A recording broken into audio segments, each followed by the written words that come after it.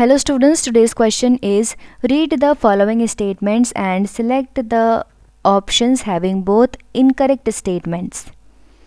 Question में बोला है कि हमें स्टेटमेंट्स दिए गए हैं 1, 2, 3 एंड 4.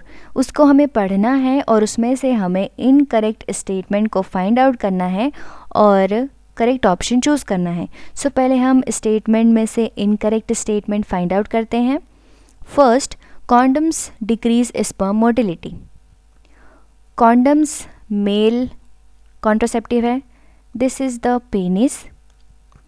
उसके ऊपर वियर किया जाता है कॉन्डम. और ड्यूरिंग द कॉपुलेशन,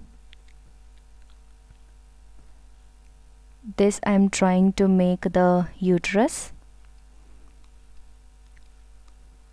कॉपुलेशन के दौरान इट इज़ द वजाइना.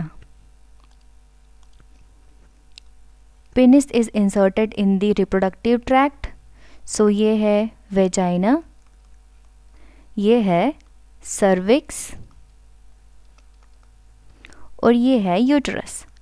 सो अगर कॉइटस के दौरान इंसेमिनेशन होता है तो वो इंसेमिनेशन कॉन्डम और पेनिस के बीच में ही रह जाएगा, रिलीज़ नहीं होगा इन the reproductive tract. So condom का स्पर्म मोटिलिटी में कोई रोल नहीं है. ये सिर्फ ब्लॉक करता है स्पर्म को एंटर होने से into the reproductive tract. So ये स्टेटमेंट इनकरेक्ट है.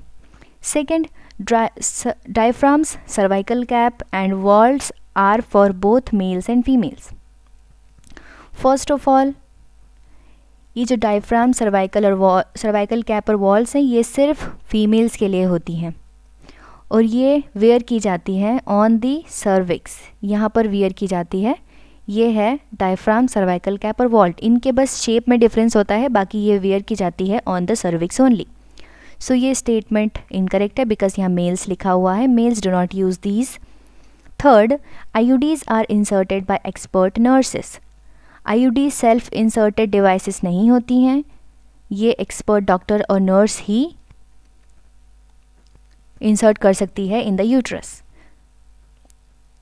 Fourth, sterilisation is a terminal method to prevent further pregnancy. Sterilisation मतलब क्या होता है कि फीमेल में ट्यूबेक्टॉमी एंड मेल में वैसेक्टॉमी. फैलोपियन ट्यूब को कट कर देना और वास डिफरेंस को कट कर देने से जो ओवम और स्पर्म का जो ट्रांसपोर्ट है वो रुक जाता है, जिसकी वजह से प्रेगनेंसी नहीं हो पाती है. सो ये स्टेटमेंट सही है. अब हमें क्वेश्चन में पूछा था कि हमें इनकरेक्ट स्टेटमेंट फाइंड आउट करने हैं. सो हमें कौन कौन से मिले हैं?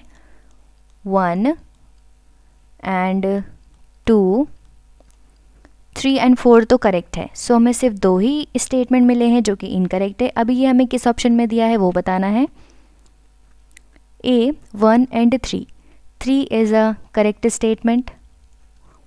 B 1 एंड 2 ये हमारे इनकरेक्ट स्टेटमेंट को कवर करता है.